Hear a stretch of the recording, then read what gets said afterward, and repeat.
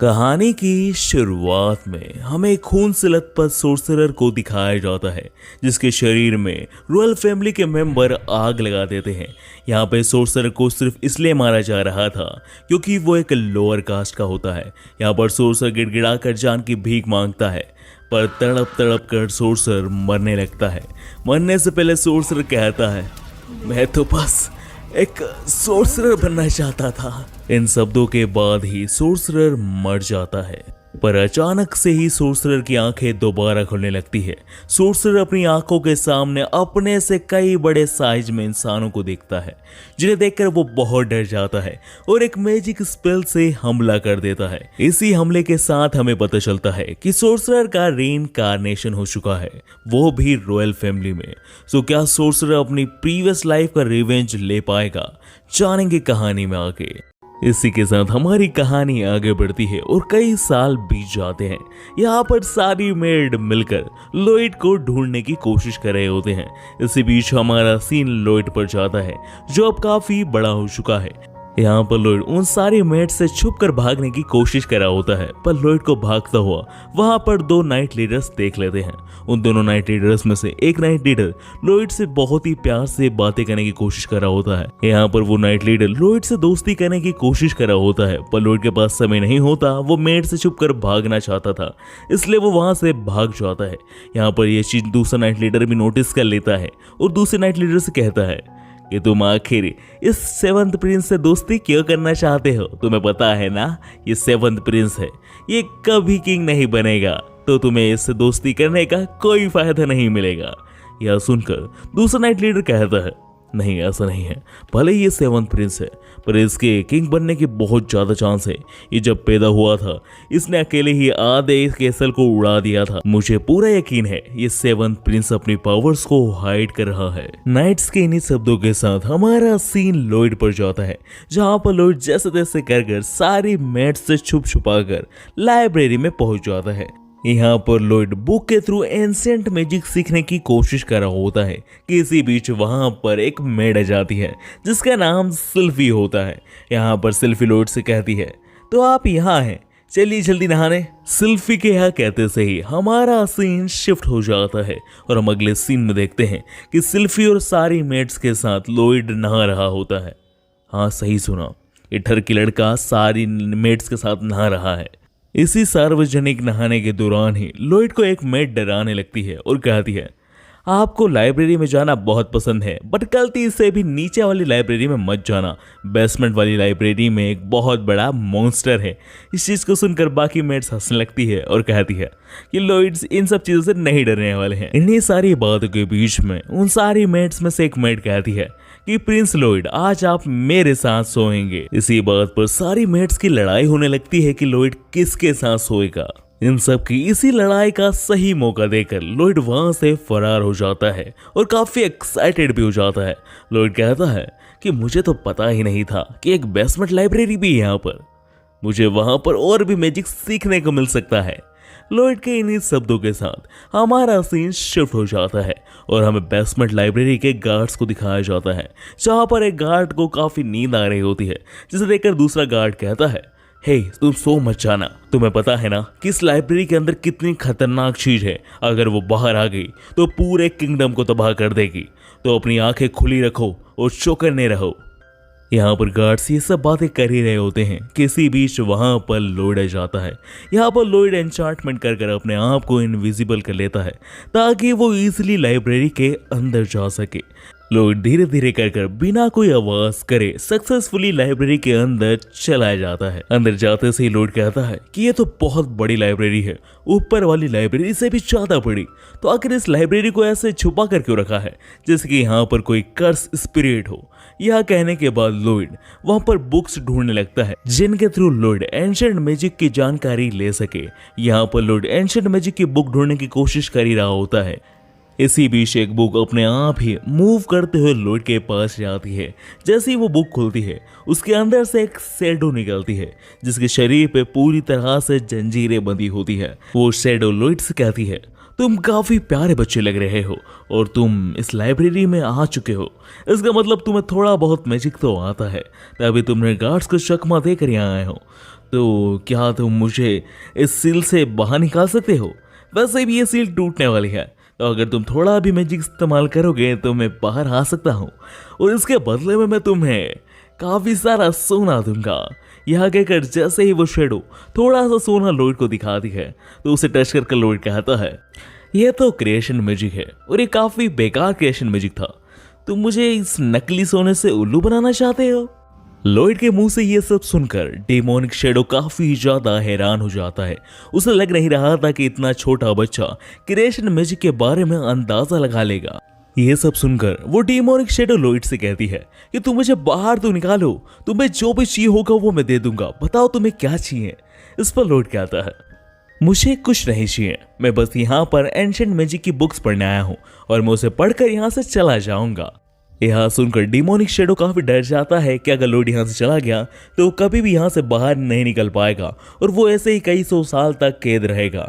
यह सोचकर demonic shadow Lloyd को लालच देने लगता है और कहता है, हे बच्चे, अगर तुमने मुझे यहाँ से बाहर निकाल दिया तो मैं तुम्हें खुद रेयर एंशिएंट मैजिक्स को सिखाऊंगा, जिनके बारे में तुम्हें पूरी लाइब्रेरी में कहीं नहीं पता चलेगा। एंशिएंट मैजिक के बारे में सुनकर लॉयड को लालच आने लगती है, पर लॉयड अपने आप को कंट्रोल करता है और डेमोनिक शेडोज कहता है, हे तुम मुझे बेवकूफ मत समझो, अगर मैंने तुम्हें सील से बाहर निकाला तो तुम किंगडम पर हमला कर दोगे। यह सुनकर डेमोनिक शेडो कहता है, ऐसा नहीं है, मुझे जिन्होंने भी बहुत पहले कैद किया था वो मर चुके हैं, अब मुझे किंगडम में किसी से कोई दुश्मनी नहीं है, तुम मुझे निकाल कर तो देखो, अगर नहीं निकालना चाहते तो कोई बात नहीं, अब तुम खुद ही नहीं चाहते एंशिएंट मैजिक सीखना तो मैं क्या करूं। अब यहाँ पर लॉयड को डेमोनिक शेडो पे बिल्कुल विश्वास नहीं होता, पर यहाँ पर लॉयड को यह भी लालच थी कि डेमोनिक शेडो सच में बहुत पुराना क्रिएचर है, उसे सच में एंशिएंट मैजिक आता होगा। इसलिए लॉयड एंशिएंट मैजिक सीखने की लालच में अपनी एन्चांटमेंट से डेमोनिक शेडो को आजाद कर देता है। आजाद होते से ही डेमोनिक शेडो कहता है, अगर मैं आजाद हो गया। यह सुनकर लॉयड कहता है, हाँ तुम अब आजाद हो चुके हो, तब मुझे भी एंशिएंट मैजिक सिखा दो। अब यह सुनते से ही डेमोनिक शेडो एक क्रीपी सी स्माइल करता है और लॉयड के ऊपर बहुत ही ज्यादा पावरफुल हमला कर देता है। पर जैसे ही धुआं हटता है वैसे ही हम देखते हैं कि लॉयड ने एक बैरियर बनाकर पूरे मैजिक को रिफ्लेक्ट कर दिया था। यह देखकर डेमोनिक शेडो भी काफी हैरान होता है। इसी बीच लॉयड बैरियर में से कहता है, यह मैजिक काफी अच्छा था बट इतना पावरफुल नहीं था, क्या तुम मुझे और एंशिएंट मैजिक दिखा सकते हो? अब यहाँ पर यह सुनकर डेमोनिक शेडो को गुस्सा आ जाता है और वो लॉयड के ऊपर हमलों की बारिश कर देता है। इतने हमलों के बावजूद भी लॉयड के बैरियर पर खरोच तक भी नहीं आती, जिस चीज को देखकर डेमोनिक शेडो बहुत हैरान हो जाता है कि आखिर ये बैरियर टूट क्यों नहीं रहा है। इसी बीच बैरियर के अंदर लॉयड काफी ज्यादा इंटरेस्टेड हो रहा था इन सारी चीजों को देखकर। लॉयड कहता है, ये मैजिक स्पेल काफी यूनिक है, ये जरूर एंशिएंट मैजिक है। और यहाँ पर लॉयड कहता है, मुझे इसे फील करना है। और यहाँ कहकर लॉयड अपने हाथों को बाहर निकालता है और कुछ माना स्पेल्स को अपनी उंगलियों में पकड़कर अंदर आ जाता है। इस चीज से लॉयड की उंगली चलने लगती है, बट लॉयड कहता है कि जैसा मैंने सोचा था, एंशिएंट मैजिक काफी यूनिक होते हैं। यहाँ पर हम लॉयड की आंखों में साइकोनेस साफ साफ देख सकते हैं कि लॉयड कितना ज्यादा पैशनेट है मैजिक को सीखने के लिए। लॉयड एंशिएंट मैजिक को फील करने के बाद बहुत ही इविल लुक के साथ डेमोनिक शेडो से कहता है, क्या तुम्हारे पास और एंशिएंट मैजिक है मुझे दिखाने के लिए, या फिर मैं तुम्हारा खात्मा कर दूं? लॉयड के इस रूप को देखकर और लॉयड की पावर को देखकर डेमोनिक शेडो पूरी तरह से हार मान लेता है और अपने घुटनों पर आ जाता है। यह चीज देखकर लॉयड भी अपने बैरियर से बाहर आता है और पूरी लाइब्रेरी को वापस वैसा ही कर देता है जैसा वो पहले थी। यह चीज देखकर डेमोनिक शेडो और भी ज्यादा डर जाता है। ये छोटा बच्चा बहुत ज्यादा स्ट्रॉन्ग है, इसलिए वो लॉयड से कहता है कि आप बहुत ज्यादा बड़े सोर्सरर हो, आखिर आप हो कौन?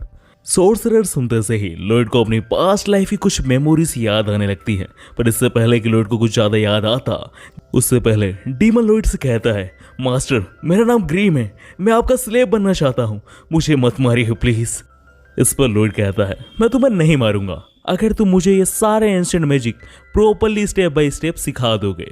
इस पर ग्रीम अपनी जान बचाने के लिए लॉयड से कहता है, बिल्कुल मास्टर, मैं आपको जरूर सिखा दूंगा। ग्रीम की बातें सुनकर लॉयड कहता है, अच्छा ठीक है, तो अब हमें यहाँ से जाना चाहिए, इससे पहले कि गार्ड हमें देख ले।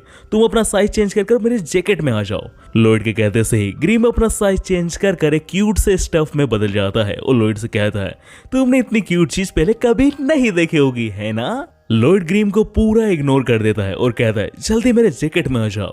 यहाँ पर जैसे ही ग्रीम जैकेट के अंदर आता है तो वो मनी मन कहता है ये लड़का कितना बेवकूफ़ है, इसे नहीं पता है क्या कि अगर डीमन किसी इंसान के शरीर के पास रहे तो वो उसे काबू में कर लेते हैं। यह सोचकर जैसे ही ग्रीम लॉयड के ब्रेन को काबू करने लगता है, वैसे ही ग्रीम लॉयड के ब्रेन का माना देखकर बहुत ज्यादा डर जाता है। ग्रीम को घबराता और कांपता हुआ देखकर लॉयड ग्रीम से कहता है तुम इतना कांप क्यों रहे हो? लॉयड के इस बात पर ग्रीम कहता है कुछ नहीं मास्टर, बस आप चलिए, मुझे बस ठंड लग रहा है। ग्रीम के कहने पर लॉयड लाइब्रेरी से बाहर निकलने लगता है और इसी दौरान ग्रीम मनी मन प्लान बना लेता है कि जिस दिन लॉयड थोड़ा भी कमजोर उसे दिखाई देगा वो लॉयड की बॉडी पर काबू कर लेगा, पर तब तक ग्रीम को लॉयड के लिए लॉयल रहना होगा। ग्रीम के इसी इविल प्लान के साथ हमारी कहानी आगे बढ़ जाती है। एपिसोड 2 की शुरुआत में हमें दिखाया जाता है सेकंड प्रिंस को, यानी लॉयड के बड़े भाई को। सेकंड प्रिंस सीधा लॉयड के रूम में ही आ रहे होते हैं। जैसे ही लॉयड के रूम में सेकंड प्रिंस आते हैं वैसे ही लॉयड ग्रीम को छुपने को कह देता है। इस जगह पर लॉयड के बड़े भाई का नाम एल्बर्ट होता है। इस जगह पर एल्बर्ट लॉयड को ट्रेनिंग करने के लिए बुलाने आया था। इस जगह पर लॉयड भी एल्बर्ट के साथ ट्रेनिंग करने के लिए हाँ कर देता है। इस जगह पर ट्रेनिंग पे जाते हुए लॉयड से ग्रीम पूछता है क्या यही सेकंड प्रिंस है जिसके किंग बनने के सबसे ज्यादा चांस है?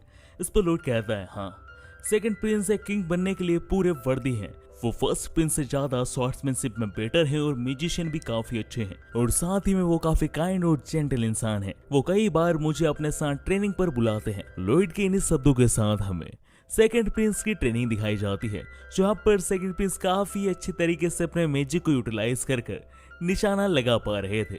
इस जगह पर सेकंड प्रिंस अपनी ट्रेनिंग करने के बाद लॉयड से कहते हैं अब तुम्हारी बारी है, तुम भी निशाना लगा कर बताओ। इस जगह पर लॉयड मन में सोचता है कि उसने अगर फायरबॉल से हमला किया तो यहाँ पर बहुत बड़ा धमाका हो जाएगा और सबकी नजरें उस पर आ जाएंगी और उसे जबरदस्ती ही किंग के लिए नॉमिनेट कर दिया जाएगा और वो मैजिक नहीं सीख पाएगा। इसलिए उसे मामूली हमला करना है ताकि लोग उसे एक नॉर्मल बच्चा समझे और उसे ज्यादा से ज्यादा फ्री टाइम मिल सके मैजिक सीखने के लिए। यह सोचकर लॉयड गोल्स पर हमला करता है।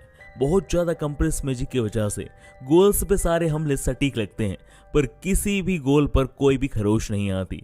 यह देखकर वहां के कुछ लोग हंसने लगते हैं और कहते हैं लॉयड का मैजिक इतना कमजोर है कि इसकी फायरबॉल से तो पेपर भी नहीं चलेगा। यह चीज सुनकर ग्रीम कहता है कि ये लोग बेवकूफ हैं, क्या इन्हें समझ नहीं आया है कि ये हमला यूटिलाइज करके कंप्रेस किया गया था, तभी तो यह हमला इतना छोटा होने के बावजूद भी सीधा निशाने पर लगा। इस जगह पर ग्रीम अकेले नहीं था, जिसे ये पता लग चुका था कि लॉयड ने जानबूझ के उसके हमले को कंप्रेस किया है।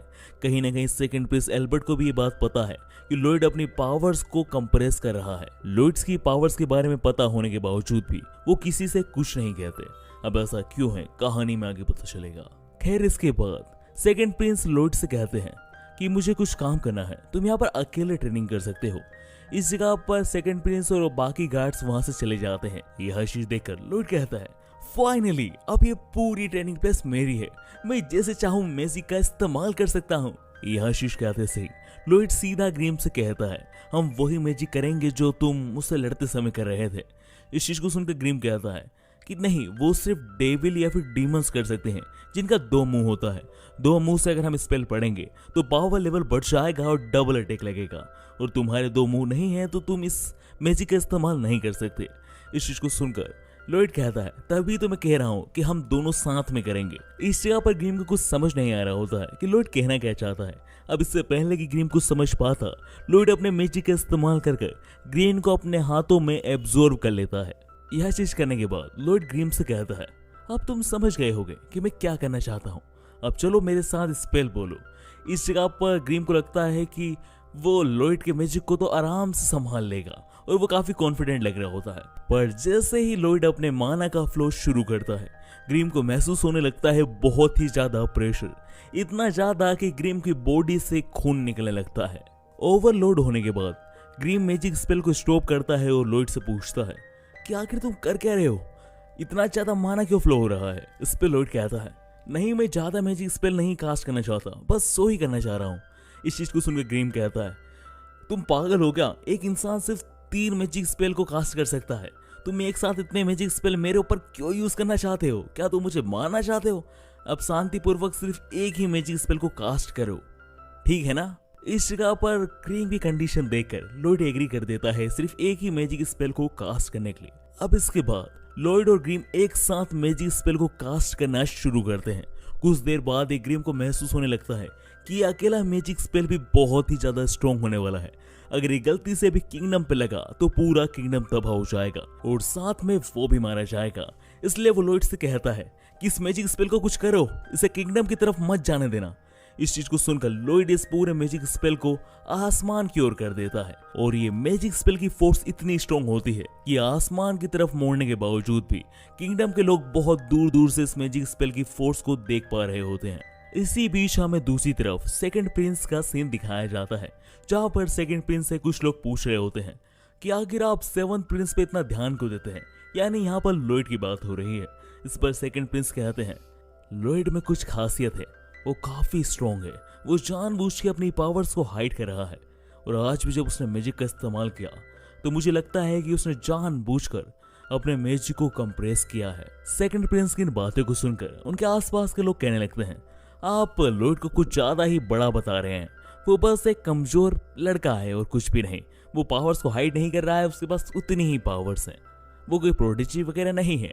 इनकी इन्हीं शब्दों के बीच में हमें लॉयड का सीन दिखाया जाता है, जहां पर लॉयड से ग्रीम कह रहा होता है, तुमने पूरे आसमान में से बादल गायब कर दी है, यहाँ से डायरेक्ट यूनिवर्स दिख रहा है। अगर तुमने वो हमला अर्थ पे किया होता तो ये किंगडम नहीं पूरी अर्थ ब्लास्ट हो जाती।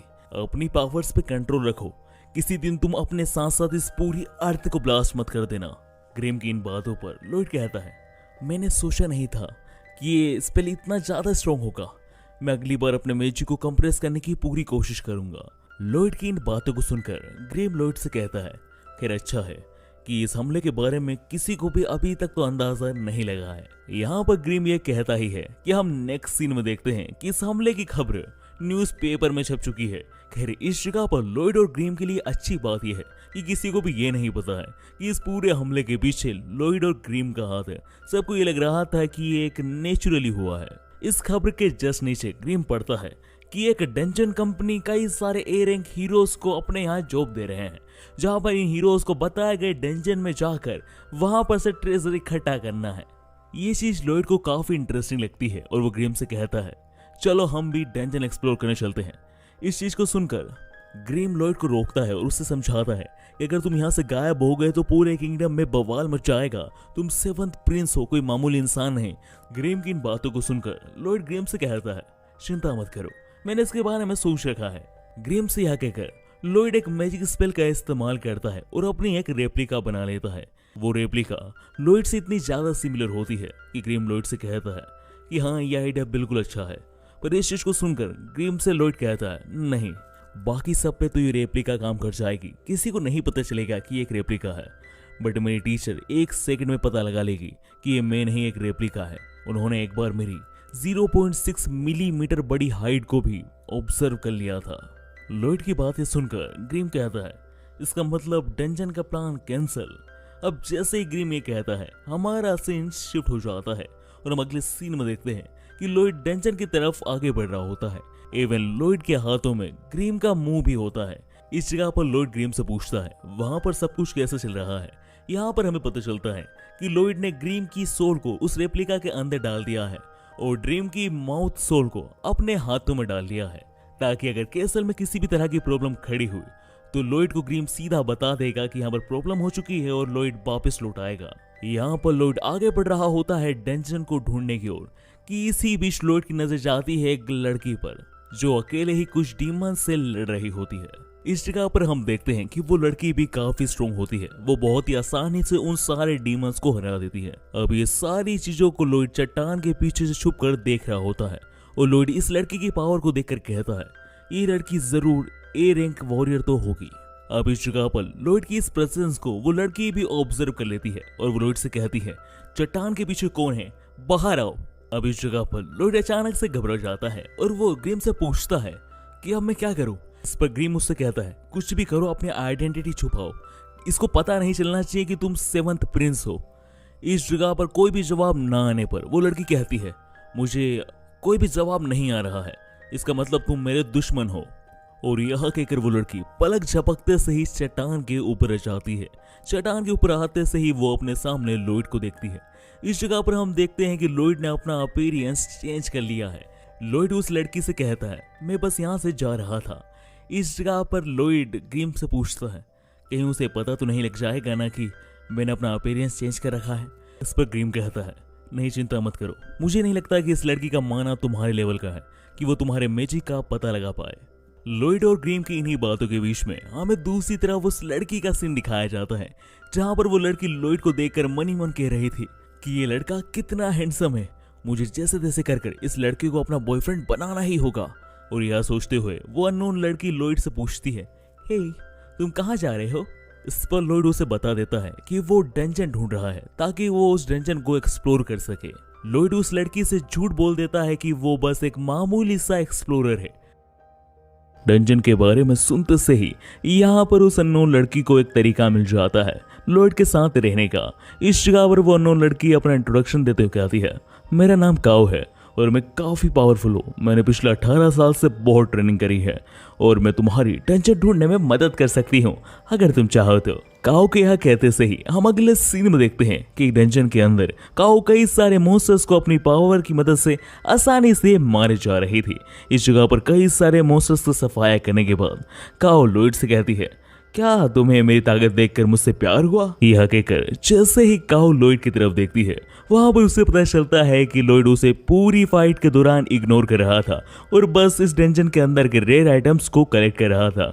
यह देखकर काओ का पूरा दिल टूट जाता है। खैर इसके बाद हम अगले सीन में देखते हैं कि काओ और लॉयड एक जगह पर कैंप फायर जलाकर बैठे हुए होते हैं। इस जगह पर लॉयड काओ से पूछता है कि क्या तुम अकेले सफर कर रही हो? इस पर काओ बोलती है, हाँ मैं अकेले सफर कर रही थी क्योंकि मुझे अभी तक तुम्हारी तरह कोई पार्टनर नहीं मिला था, बट अब शायद मुझे अकेले सफर नहीं करना होगा। इस जगह पर लॉयड अगेन काओ की सस्ती सी फ्लर्टिंग को पूरी तरह से इग्नोर कर देता है और काओ से पूछता है, तुम फाइट के दौरान मैजिक इस्तेमाल नहीं करती हो, तुम ब्रीदिंग टेक्निक का इस्तेमाल करती हो, है ना? इस जगह पर लॉयड के मुंह से ब्रीदिंग टेक्निक के बारे में सुनकर काओ थोड़ी हैरान होती है क्योंकि लॉयड जिस कंट्री और रीजन में रहता है उस जगह पर मैजिक के अलावा कुछ इस्तेमाल नहीं होता और यहाँ के लोग ब्रीदिंग टेक्निक नहीं जानते हैं, पर लॉयड जानता है। इसलिए काओ लॉयड से पूछती है कि तुम्हें ब्रीदिंग टेक्निक के बारे में कैसे पता है?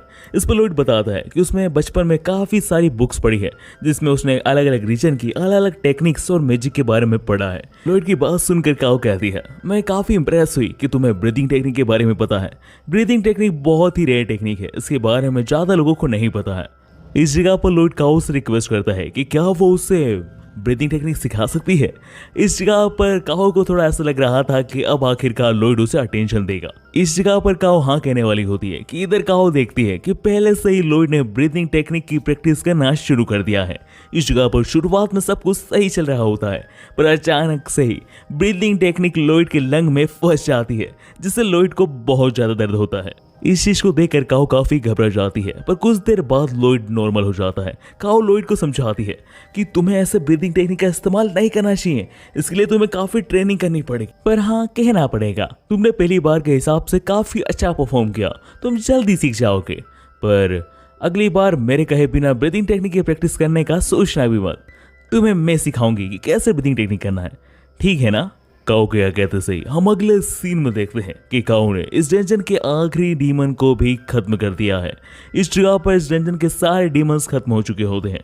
सारे डीमंस और गोब्लिन का खात्मा करने के बाद आखिरकार लॉयड और काओ को इस डंजन का ट्रेजर बॉक्स मिल जाता है। इस जगह पर लॉयड को ट्रेजर से ज्यादा ट्रेजर बॉक्स में दिलचस्पी होती है क्योंकि वो ट्रेजर बॉक्स काफी एंशिएंट होता है और काफी यूनिक मटेरियल से बना होता है जिसकी लॉयड तारीफ कर रहा होता है। लॉयड का नॉलेज देखकर काओ साइड में जाकर कहती है कि इसके नॉलेज से तो ग्रैंडफादर इंप्रेस हो जाएंगे और मैं इससे शादी कर पाऊंगी। यहाँ पर काओ अपने मन में लड्डू फोड़ ही रही होती है। इसके बाद हम अगले सीन में देखते हैं कि काओ और लॉयड उस ट्रेजर बॉक्स को ओपन कर रहे होते हैं। ट्रेजर बॉक्स ओपन करते दौरान ही अचानक से लॉयड देखता है कि उस ट्रेजर बॉक्स में से एक हमला होने वाला है।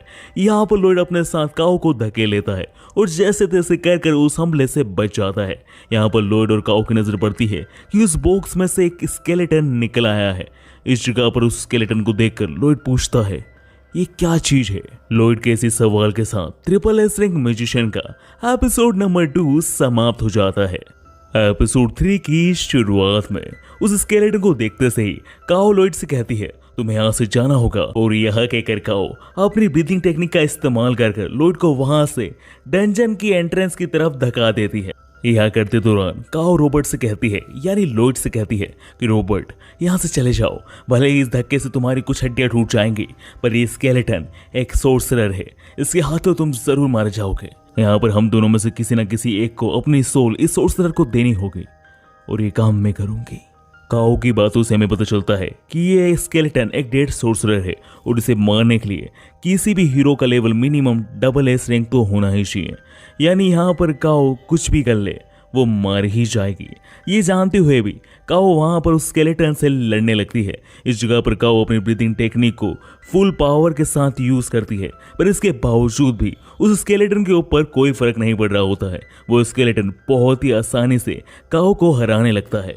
लड़ाई के दौरान काओ को भी पता होता है कि वो इस स्केलेटन से नहीं जीत पाएगी, पर वो यहाँ पर बस समय निकाल रही थी ताकि लॉयड इस डंजन से भाग सके। इसी बीच हम दूसरी तरफ लॉयड को देखते हैं जो अभी तक हवा में ही होता है। असल में लॉयड ने अपने ऊपर बैरियर लगा लिया है। इस जगह पर लॉयड सोच रहा होता है कि उसे डंजन, ट्रेजर और उस स्केलेटन के बारे में अभी भी बहुत कुछ जाना है, पर काओ ने उसे धक्का क्यों दिया? क्या उसे वापस वहां पर जाना चाहिए? इसी बीच हमारा सीन वापस से काओ पर आता है। यहाँ पर हम देखते हैं कि काओ के शरीर पर काफी सारे घाव आ चुके हैं और अब उसे पूरा पता चल चुका है कि अगर वो कुछ देर और रुकी तो ये डेड सोर्सर उसे किसी भी सेकंड मार डालेगा। इस जगह पर काओ को ये भी लगता है कि रॉबर्ट यानी लॉयड अभी तक इस डंजन से बाहर निकल चुका होगा, तो उसे भी जल्द से जल्द किसी पतली गली पकड़कर यहाँ से निकलना चाहिए। इस जगह पर जैसे ही काओ वहां से जाने की कोशिश करने लगती है, वो डेड सोर्सर उसे देख लेता है और उससे कहता है, क्या ब्रीथिंग टेक्निक यूजर इतना ही शक्तिशाली होता है? अगर हाँ तो तुमने अपना जीवन बर्बाद कर दिया ऐसी घटिया टेक्निक को सीखने के लिए। वैसे सच बताऊं तो मुझे तुम्हारी सोल को खाने में कोई दिलचस्पी नहीं है। मुझे उस लड़के की सोल खानी है।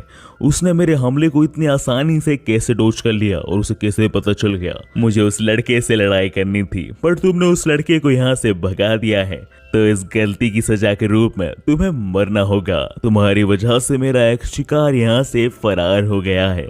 यह कहते से ही वो डेड स्केलेटन एक बहुत ही खतरनाक हमले को एन्चांट करना शुरू कर देता है और वो उस हमले से काओ को बस मारने ही वाला होता है कि तभी वहां पर लॉयड जाता है और वो काओ और अपने ऊपर एक बैरियर बना लेता है। इस जगह पर काओ को शुरुआत में काफी गुस्सा आता है कि लॉयड यहाँ पर वापस आ चुका है और उसकी जान को यहाँ पर खतरा है, पर इस जगह पर जैसे काओ लॉयड की आंखों में कॉन्फिडेंस देखती है, वो समझ जाती है कि लॉयड जानता है वो क्या कर रहा है। लॉयड को देखकर वो डेड स्केलेटन सोर्सरर भी खुश हो जाता है क्योंकि वो शुरुआत से ही लॉयड की ही सोल को एब्जॉर्ब करना चाह रहा था। यह सोचकर कि वो बहुत आसानी से लॉयड को हरा देगा, वो डेड स्केलेटन सोर्सरर अपने मैजिक को एन्चांट करने लगता है और बहुत ही बड़ा हमला बनाकर लॉयड के ऊपर हमला करता है। पर लॉयड बहुत ही स्पीड से अपने बैरियर से बाहर निकलकर उस स्केलेटन के पीछे टेलीपोर्ट हो जाता है।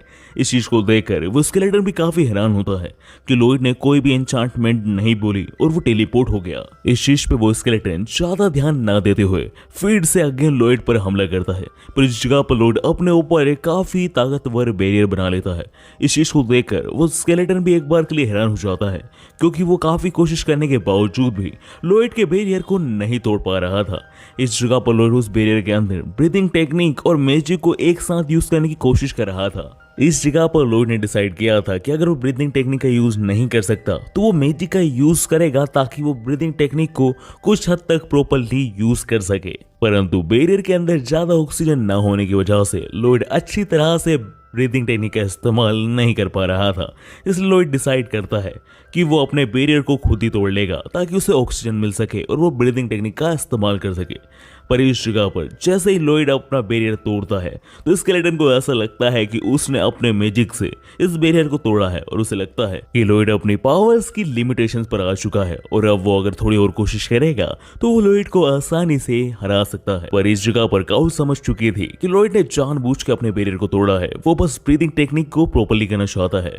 और होता भी कुछ ऐसा ही है, क्योंकि जैसे ही वो स्केलेटन लॉयड के ऊपर हमला करता है, लॉयड अपनी ब्रीदिंग टेक्निक की हेल्प से उन सारे हमलों को कंप्रेस करने लगता है। इस चीज को देखकर स्केलेटन भी काफी हैरान हो जाता है कि एक बच्चा उसके मैजिक को ब्रीदिंग टेक्निक से कंप्रेस कर रहा है। इस जगह पर धीरे धीरे करके लॉयड उसके पूरे मैजिक को कंप्रेस कर देता है, पर इस जगह पर वो स्केलेटन अपने ऊपर एक बैरियर बना लेता है और सोचता है कि इसके अंदर लॉयड उसे नहीं मार पाएगा। पर लॉयड ब्रीदिंग टेक्निक को और ज्यादा स्ट्रॉन्ग करने के लिए उसके अंदर मैजिक और बढ़ा देता है, जिससे मैजिक और ब्रीदिंग टेक्निक मिक्स हो जाती है और लॉयड बहुत ही आसानी से उस स्केलेटन को बैरियर के अंदर भी खत्म कर देता है। लॉयड्स की ब्रीदिंग टेक्निक को देखकर काउ काफी इंप्रेस होती है, पर वो लॉयड से कुछ नहीं कहती। इसके बाद हम अगले सीन में देखते हैं कि लॉयड और काउ उस ट्रेजर बॉक्स को ओपन कर लेते हैं और वहां पर काउ को एक काफी ही पुराना एंशिएंट नाइफ मिलता है, जिसे देखकर काउ कहती है, हमने इतनी सारी मेहनत करी और उस डेड सोर्सर से लड़ाई करी इस गंदे से एक नाइफ के लिए। उस नाइफ को देखकर काउ भले इंटरेस्टेड ना हो, पर उस नाइफ में लॉयड काफी इंटरेस्टेड होता है, क्योंकि लॉयड को ऐसा लग रहा था कि ये नाइफ काफी एंशिएंट है, इसमें कुछ ना कुछ खास जरूर होगा, तभी तो वो डेड सोर्सर इसे प्रोटेक्ट कर रहा था। इसलिए लॉयड काउ से पूछता है कि अगर तुम इस नाइफ में इंटरेस्टेड ना हो तो क्या मैं इसे रख सकता हूँ। इस चीज पे काउ मान जाती है, क्योंकि काउ को बस वो नाइफ एक बेकार सा नाइफ लग रहा था। इस जगह पर ट्रेजर बॉक्स को ओपन करने के कुछ देर बाद ही वो डंजन गिरने लगता है। इस चीज को देखकर लॉयड पूछता है कि ये क्या हो रहा है। इस पे काउ बताती है कि हम जैसे ही ट्रेजर बॉक्स को ओपन करते हैं उसकी कुछ देर बाद ही डंजन्स गिरने लगते हैं। पता नहीं ऐसा क्यों होता है, बट ये होता है। इस चीज को सुनकर लॉयड को ट्रेजर बॉक्स के अंदर भी इंटरेस्ट आ जाता है। उसे जानना था कि ऐसा क्यों होता है, इसलिए लॉयड चाहता था कि वो ट्रेजर बॉक्स को भी अपने साथ ले जाएगा। पर इस जगह पर डंजन तेजी से गिरने लगता है। काउ से कहती है कि हम इस बॉक्स को बाहर नहीं ले जा पाएंगे, डंजन गिर जाएगा। पर इस जगह पर काफी कोशिश करने के बाद लॉयड भले ही ट्रेजर बॉक्स को बाहर नहीं ला पाता, पर लॉयड वहां से उस ट्रेजर बॉक्स का ढक्कन खोल कर ले आता है। इस जगह पर लॉयड को हर चीज में इंटरेस्ट होता है, बस काउ को छोड़कर। इस जगह पर काउ लॉयड से पूछती है कि तुमने मैजिक का इस्तेमाल कर उस सोर्सर को क्यों नहीं हराया, तुमने ब्रीदिंग टेक्निक की क्यों इस्तेमाल करी। क्या तुमने ऐसा इसलिए करा क्योंकि उस सोर्सरर ने ब्रीदिंग टेक्निक की इंसल्ट करी थी? क्या तुमने मेरा रिवेंज लिया, ये सब मेरे लिए करा? काउ की इस बात पर लॉयड जवाब देता है, लॉयड कहता है कि उसे इसके बारे में कुछ नहीं पता, वो तो बस उसने इसलिए करा क्योंकि वो ब्रीथिंग टेक्निक की पावर्स को देखना चाहता था। काउ की उम्मीदों पर पानी फेरने के बाद लॉयड काउ से कहता है, अरे मैं तो भूल गया था, मुझे घर जाना है, अब मुझे यहाँ से चलना चाहिए। लॉयड के हवा में जाते से ही काउ को रियलाइज होता है कि उसने लॉयड से पूछना भूल ही गई कि वो रहता कहाँ है। काउ को चिल्लाता हुआ दिखाते हुए हमारा सीन शिफ्ट हो जाता है और हम अगले सीन में देखते हैं कि लॉयड वापस के ग्राम में आ चुका है, जहां पर वो जैसे ही कैसल में जाता है तो वो वहां पर देखता है कि ग्रीम तो कोमा में जा चुका है। मतलब ग्रीम की कंडीशन यहाँ पर बहुत खराब होती है। इस जगह पर ग्रीम लॉयड से कहता है कि अच्छा हुआ तुम आ गए, तुम्हारी टीचर ने मुझे आज बहुत मारा है। यहाँ पर ग्रीम लॉयड से ये भी कहता है कि अगर वो कुछ देर और नहीं आता तो वो उसकी टीचर से बचने के लिए खुद ही आत्महत्या कर लेता। लॉयड ग्रीम की बातें सुनकर ग्रीम को सिंपैथी देता है। इसके बाद हमारा सीन शिफ्ट होता है और हम अगले सीन में देखते हैं कि लॉयड उस नाइफ के ऊपर रिसर्च करना शुरू कर देता है। यहाँ पर लॉयड ग्रीम से कहता है कि ये नाइफ भले ही पुराना दिख रहा है, पर मैं श्योर हूँ कि इसके ऊपर काफी ज्यादा पावरफुल एन्चांटमेंट होगी, जिन्हें देखकर मैं समझ सकता हूँ कि किसी चीज पर एन्चांटमेंट कैसे की जाती है। उस नाइफ की एन्चांटमेंट्स को देखने के लिए लॉयड उस नाइफ को एक मैजिक वाटर में डाल देता है, जहां पर उस नाइफ की एन्चांटमेंट साफ साफ दिख पा रही थी। इसे देखकर लॉयड कहता है, मुझे लगा ही था ये काफी रेयर ट्रेजर है। एन्चांटमेंट्स को देखकर ग्रीम लॉयड से कहता है, तुम्हें एन्चांटमेंट्स का भी नॉलेज है, तो क्या तुम एन्चांटमेंट कर सकते हो? इस पे लॉयड कहता है अभी तो नहीं, बट मुझे इस नाइफ के एन्चांटमेंट को बाहर निकाल कर इसके ऊपर थोड़ी रिसर्च करनी होगी और पता करना होगा कि आखिर ये एन्चांटमेंट कैसे होती है। ये यहाँ के लॉयड उस नाइफ में से मैजिक वाटर का इस्तेमाल कर उस एन्चांटमेंट लेयर को निकाल लेता है और उसे एक सॉल्यूशन के अंदर डाल देता है। उस सॉल्यूशन के हेल्प से लॉयड को पता चल जाता है कि इस एन्चांटमेंट में कौन कौन से इंग्रेडिएंट और मैजिक स्पेल का इस्तेमाल हुआ है। यहाँ पर लॉयड को मैजिक स्पेल की कोई चिंता नहीं होती। उसे कॉन्फिडेंस था कि वो सारे मैजिक स्पेल को फॉर्म कर लेगा। पर यहाँ पर जो इंग्रेडिएंट्स की नीड थी इस एन्चांटमेंट को पूरा करने की, वो काफी ज्यादा रेयर थी, जैसे कि सिल्वर सॉल्यूशन और गोबलिन ऑयल। यहाँ पर वो सिल्वर सॉल्यूशन तो फिर भी ढूंढ लेगा, पर गोबलिन ऑयल काफी ज्यादा रेयर है। बहुत ही कम प्रजाति के गोबलिन ऑयल कंटेन करते हैं। यहाँ पर लॉयड डिसाइड करता है कि वो गोबलिन ऑयल के बारे में बाद में सोचेगा, वो पहले सिल्वर सॉल्यूशन का इंतजाम करेगा।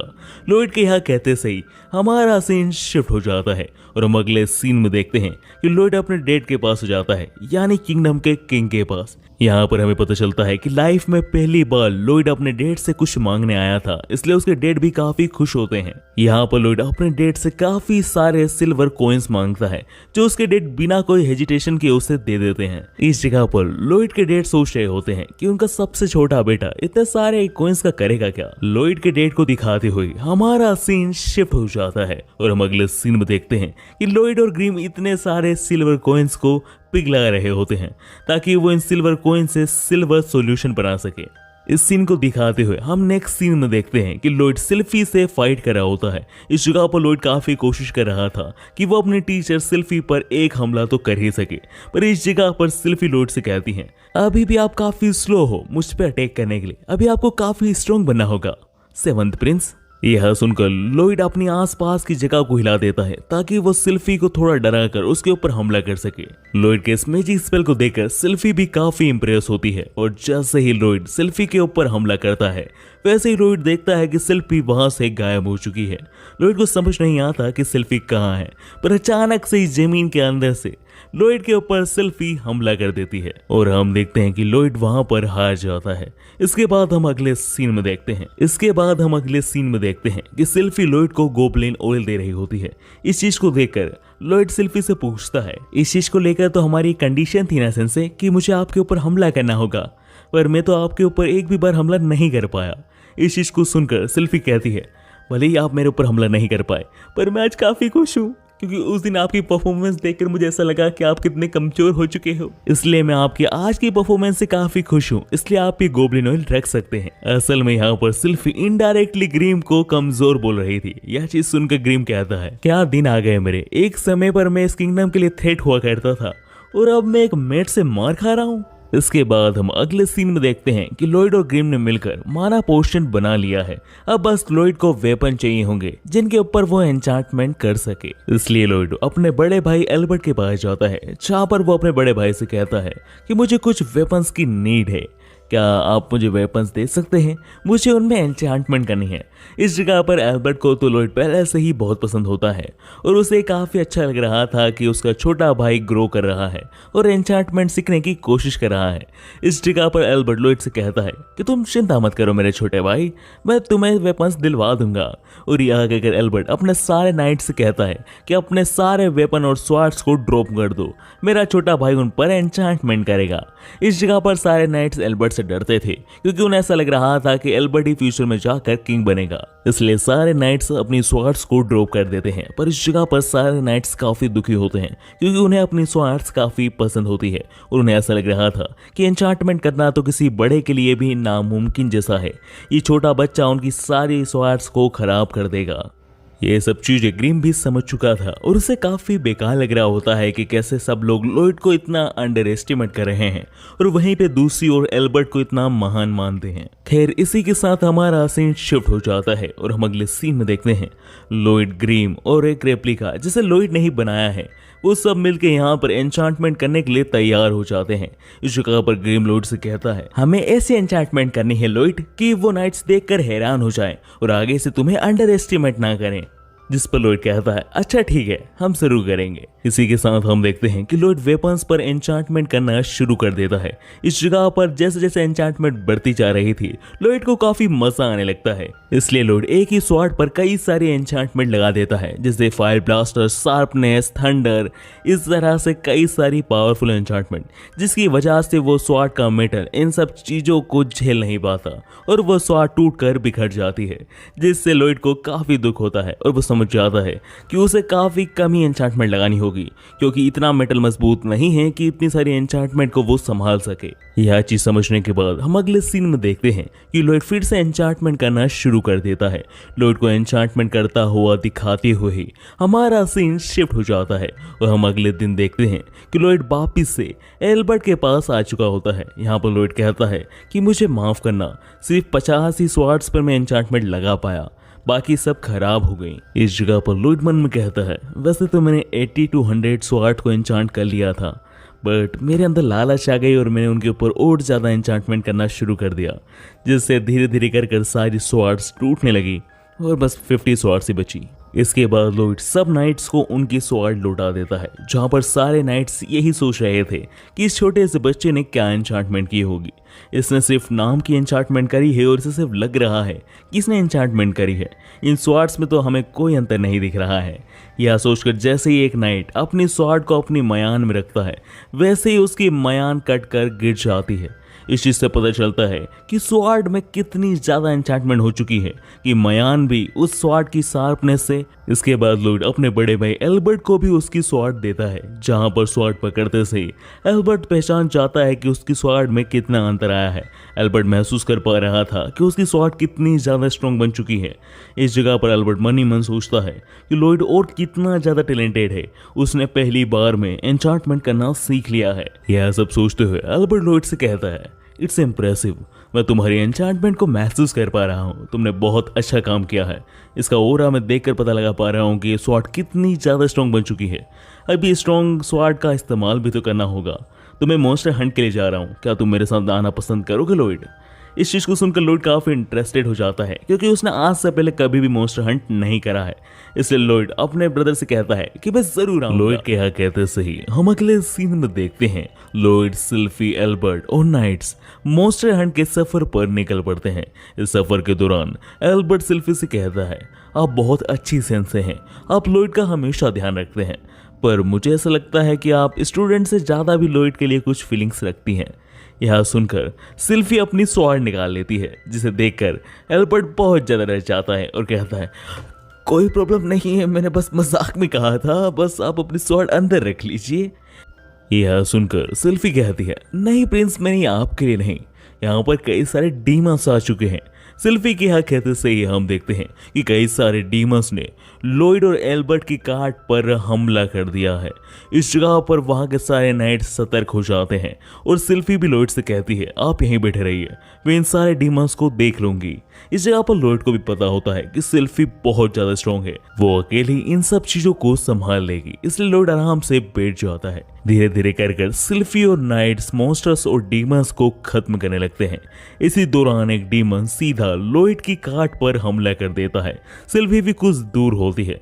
इस जगह पर वो डीमन लॉयड की तरफ आगे बढ़ ही रहा होता है कि इसी बीच वहां पर काओ आ जाती है और काओ उस डीमन का खात्मा कर देती है और काओ कहती है, मैंने यहाँ पर किसी हॉट और सख्त लौंडे को महसूस किया है, कहाँ है वो? इस जगह पर काओ को देखकर लॉयड हैरान हो जाता है और कहता है, ये कहाँ से आ गई? यह कहकर सीधा काओ लॉयड के पास जाती है और कहती है, तुम तो रोबोट की तरह नहीं हो, बट काफी दिख सिमिलर रहे हो और तुम्हारा माना भी सिमिलर है और तुम हर्ट भी उसी की तरह हो, पर तुम रोबोट नहीं हो। रोबोट कहाँ पर है? क्या वो तुम्हारे साथ है? इस जगह पर लॉयड बहाना बनाना शुरू कर देता है।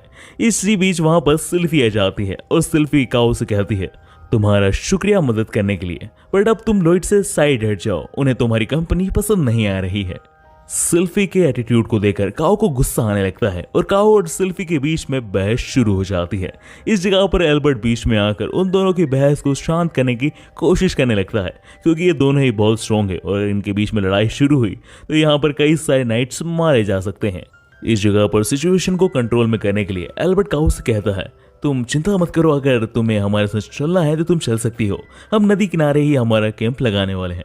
क्या कहते से हमारा सीन शिफ्ट हो जाता है और हम अगले सीन में देखते हैं कि नदी के किनारे सबने अपना कैंप लगा लिया होता है। इस जगह पर काओ को यह भी पता चलता है कि एल्बर्ट एक प्रिंस है। यह बात जानते से ही काओ एल्बर्ट से माफी मांगने लगती है और कहती है, कहीं मैंने आपसे कुछ गलत तो नहीं कह दिया ना प्रिंस? आप मेरी किसी बात से बुरा तो नहीं माने? इस चीज पे एल्बर्ट कहता है नहीं ऐसा कुछ नहीं है। इस जगह पर काऊ ये भी कहती है कि मैंने यहाँ पर एक इंसान को महसूस किया था, मैं उसे जानती हूँ, मैंने उसे सेंस किया था, उसका नाम रॉबर्ट है, क्या आप उसे जानते हैं? इस पर एल्बर्ट कहता है नहीं मैं उसे नहीं जानता।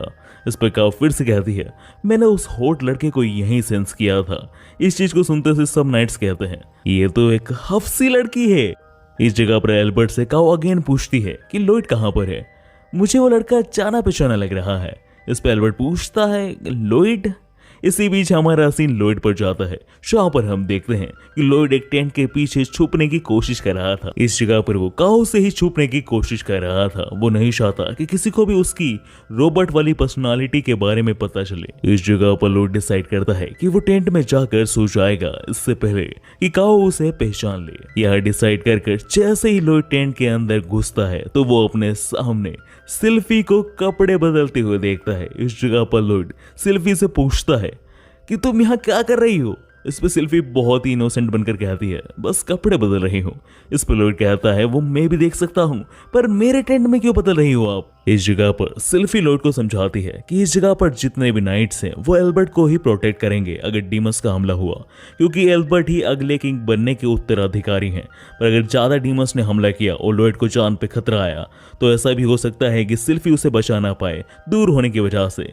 इसलिए सिल्फी आज लॉयड के साथ ही सोना चाहती है ताकि कोई भी डीमन अगर उनके ऊपर हमला करे। सिल्फी की बातें सुनकर लॉयड कहता है सेंसे मैं अपने आप को प्रोटेक्ट कर सकता हूँ एक हद तक, आपको मेरी हेल्प करने की जरूरत नहीं है, आप यहाँ से जाइए वरना मैं खुद चला जाता हूँ। यह कहकर लॉयड वहां से जाने लगता है पर सिल्फी उसे जाने नहीं देती और अपनी टांगों से पकड़कर लॉयड को अपने अंडों के नीचे रख लेती है।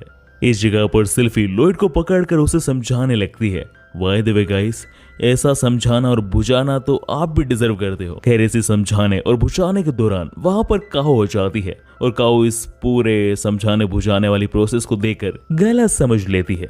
काऊ को देखकर सिल्फी को गुस्सा जाता है और वो काऊ से पूछती है तुम यहाँ क्या कर रही हो? इस पे काऊ कहती है तुम छोटे प्रिंस के साथ क्या कर रही हो पहले ये बताओ। और बात रही मेरे यहाँ पर होने की, मुझे एल्बर्ट ने भेजा है ताकि मैं लॉयड का ध्यान रख सकूं और डीमन से उसे सेफ रख सकूं। काऊ की बातें सुनकर सिल्फी कहती है कोई जरूरत नहीं है, मैं लॉयड की टीचर हूं, मैं लॉयड का ध्यान रख लूंगी। इस चीज पे काऊ कहती है मुझे तो लग रहा है डीमन से ज्यादा लॉयड को तुमसे सुरक्षा चाहिए, मुझे यहाँ पर रहना ही होगा। काऊ की बातें सुनकर यहाँ पर सिल्फी को गुस्सा आना शुरू हो जाता है।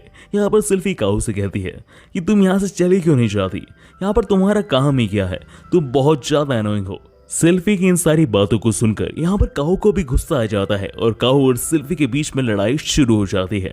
यहाँ पर सिल्फी अपने कम कपड़ों में ही टेंट से बाहर आ जाती है। सिल्फी के इस लुक को देखकर वहां के सारे ठरकी नाइट।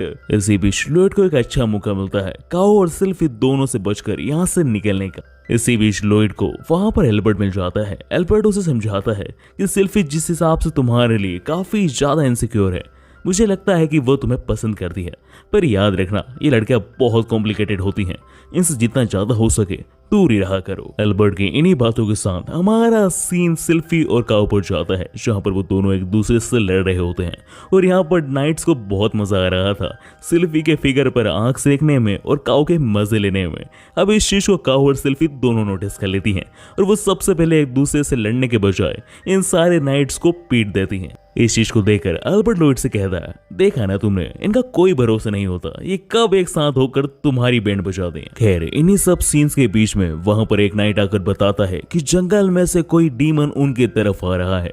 वो नाइट ये कहता ही है कि तभी वहां पर जंगल में से एक बेयर वुल्फ डीमन आ जाता है।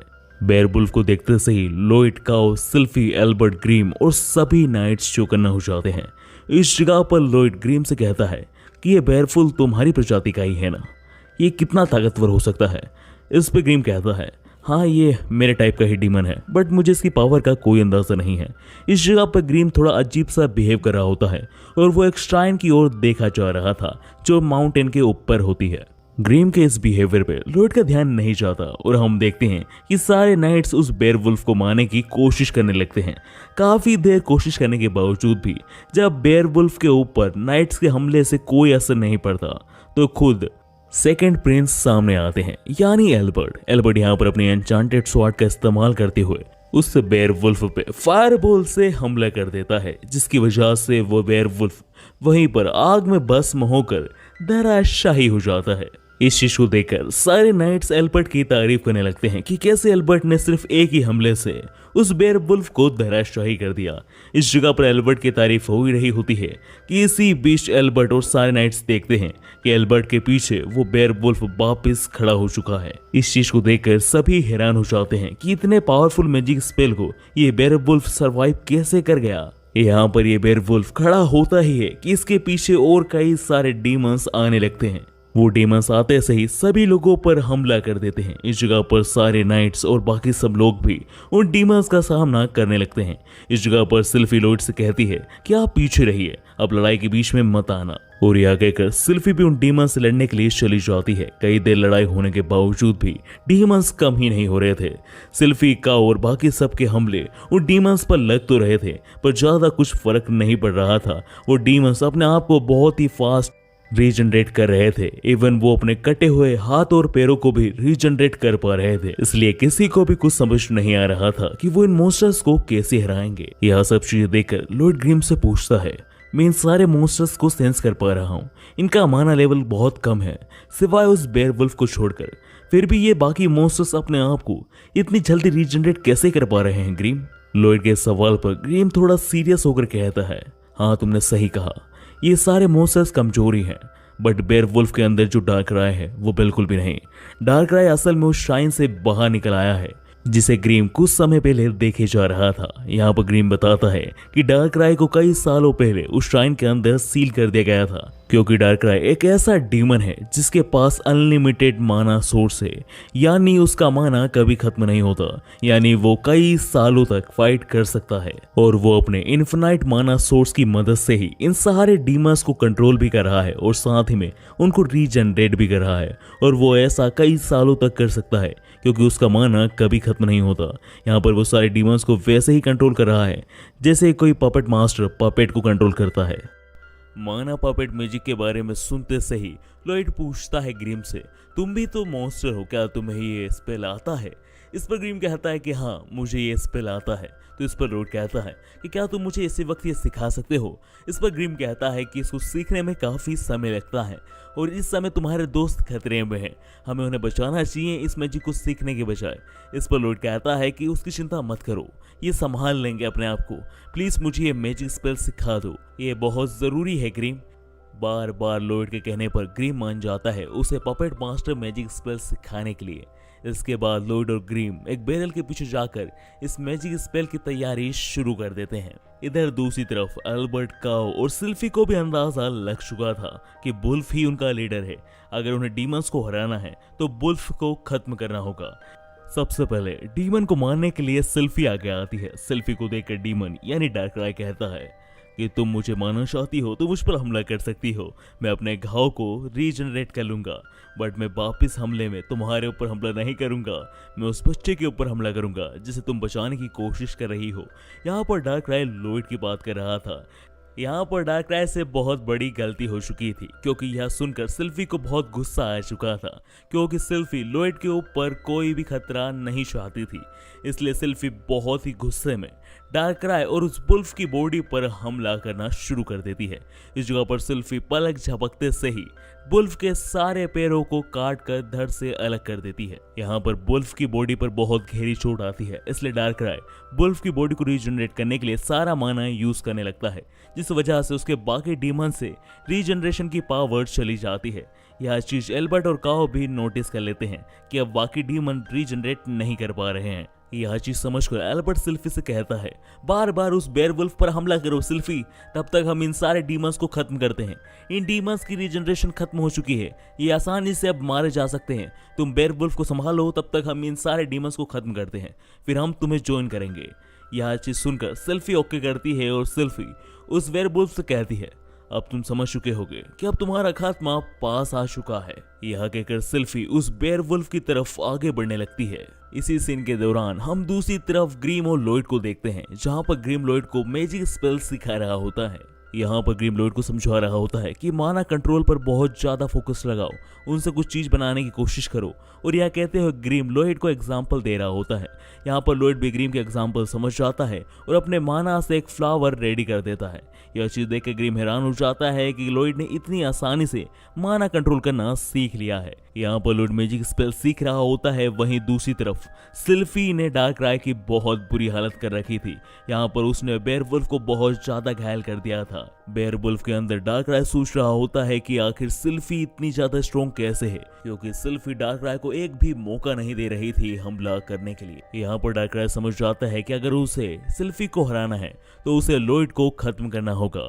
इसलिए डार्कराय चिल्ला चिल्ला कर सिल्फी से कहने लगता है कि मैं समझ चुका हूँ तुम्हारी कमजोरी क्या है। मैं अब उस बच्चे को मार दूंगा जिसे तुम बचाने की कोशिश कर रही हो, बेबी सीटर। मैं उस छोटे लड़के के ऑर्गन्स को बाहर निकाल कर खा जाऊंगा। मैं उसे अभी मारने वाला हूँ। यहाँ कहकर डार्कराय बहुत तेजी से मूव करना शुरू कर देता है ताकि सिल्फी उसे ना देख पाए। पर यहाँ पर सिल्फी को अब बहुत ज्यादा गुस्सा आ चुका था, क्योंकि डार्कराय उससे लड़ने की बजाय लॉयड को मारने की कोशिश करना चाहता है। यहाँ पर डार्कराय सोचता है कि उसने सिल्फी को गुमराह कर दिया है और डार्कराय सिल्फी के ऊपर पीछे से हमला कर उसे खा जाता है। उसे खाते से ही डार्कराय को ऐसा लगता है कि वो यहाँ पर जीत चुका है और वो कहता है कि इंसान कितने बेवकूफ होते हैं, उन्हें बातों से बेवकूफ बनाना बहुत आसान है। यहाँ पर डार्कराय यह कहता ही है कि अंदर पेट में से सिल्फी कहती है, तुम किस बेवकूफ की बात कर रहे हो। यहाँ पर सिल्फी यह कहते से ही डार्कराय के पेट के अंदर से ही तलवार चलाना शुरू कर देती है। कुछ देर में ही सिल्फी बेयरवुल्फ के पेट को चीरकर बेयरवुल्फ के पेट से बाहर आ जाती है। बाहर आते से सिल्फी बिना कोई देरी करे सीधा बेयरवुल्फ के चेहरे को भी काट कर धड़ से अलग कर देती है, जिस वजह से डार्कराय बेयरवुल्फ की बॉडी से बाहर आ जाता है। डार्कराय को देखकर सिल्फी कहती है कि मैंने तो तुम्हें एक्सपोज कर दिया, इतने बड़े मॉन्स्टर के अंदर ये छोटा सा डीमन था। यहाँ पर सिल्फी के इस अटैक और एटीट्यूड को देखकर वहाँ के सारे लोग डरने लगते हैं कि सिल्फी कितनी ज्यादा स्ट्रॉन्ग है, कोई बेबी सीटर इतना ज्यादा स्ट्रॉन्ग कैसे हो सकता है। यहाँ पर लॉयड सिल्फी को देखकर कहता है तो सिल्फी इतनी ज्यादा स्ट्रॉन्ग है। यहाँ पर लॉयड सिर्फ नॉर्मली कह रहा था कि वहां पर ग्रीम की फटके 4 हो चुकी थी। वो बहुत डर रहा था, उसे लग रहा था कहीं सिल्फी को पता ना चल जाए कि वो भी एक डीमन है, वरना उसका भी कुछ ऐसा ही हाल होगा। इसी बीच सिल्फी डार्कराय से कहती है तुम 7th प्रिंस को मारना चाहते थे, मेरे होते हुए उन्हें कोई हाथ भी नहीं लगा सकता। अब तुम्हारा समय है खत्म होने का। और यहाँ कहकर सिल्फी डार्कराय के गले पर अपनी स्वाड रख देती है। यहाँ पर ऐसा लगने लगता है कि डार्कराय पूरी तरह से धराशायी हो चुका है। पर जैसे ही सिल्फी उसे मारने वाली होती है कि तभी डार्कराय अपने मुंह से एक अजीब तरह का धुआं निकालना शुरू कर देता है, जो सिल्फी के चारों ओर फैल जाता है। यहाँ पर हम दूसरी तरफ एल्बर्ट और काओ को देखते हैं, जिन्होंने उन सारे मॉन्स्टर को खत्म कर दिया है जिन्हें डार्कराय कंट्रोल कर रहा था। इन सारे डीमंस को खत्म करने के बाद एल्बर्ट काओ और नाइट से कहता है कि इन्हें तो हमने खत्म कर दिया है, पर अभी प्रॉब्लम सॉल्व नहीं हुई है। हमें उस डार्कराय का भी खात्मा करना होगा। हमें जल्द से जल्द सिल्फी के पास जाना होगा। जैसे ही एल्बर्ट यह कहता है, हम देखते हैं कि डार्कराय का वो धुआं एल्बर्ट और नाइट्स के पास भी पहुंच चुका है। यहाँ पर जैसे ही एल्बर्ट और नाइट्स उस धुएं को इनहेल करते हैं, वैसे ही उनकी बॉडी अटक जाती है और वो धीरे धीरे कर डार्कराय के कंट्रोल में आने लगते हैं। यहाँ पर काओ ब्रीदिंग टेक्निक का इस्तेमाल कर रही होती है, इसलिए डार्कराय का धुआं काओ पर वर्क नहीं करता। इसी बीच हम दूसरी तरफ सिल्फी को देखते हैं, जिसकी हालत यहाँ पर बहुत बुरी हो चुकी थी। यहाँ पर डार्कराय अगर एक भी हमला और करेगा तो सिल्फी यहाँ पर मारी जाएगी। यहाँ पर सिल्फी को देखकर डार्कराय बहुत खुश होता है और वो कहता है बहुत बड़ी बड़ी बातें करते हैं इंसान, अब तुम्हारा मरने का समय आ चुका है। क्या कहा था तुमने? मेरा मरने का समय आ गया है? नहीं, तुम्हारा मरने का समय आ गया है, मामूली इंसान। यहाँ कहते से ही डार्कराय सिल्फी के ऊपर हमला कर देता है और इसी सीन को दिखाते हुए ट्रिपल एस रैंक सोर्सरर का पार्ट 1 यहीं पर समाप्त हो जाता है। पार्ट 2 में हम जानेंगे कि क्या सिल्फी बच पाएगी और इसी के साथ सिल्फी के कई सारे राज, कि वो कैसे इतनी ज्यादा स्ट्रॉन्ग है और उसके पास इतना ज्यादा माना कैसे है, और क्या लॉयड नंबर 1 सोर्सरर बन पाएगा। सब कुछ जानेंगे पार्ट 2 में।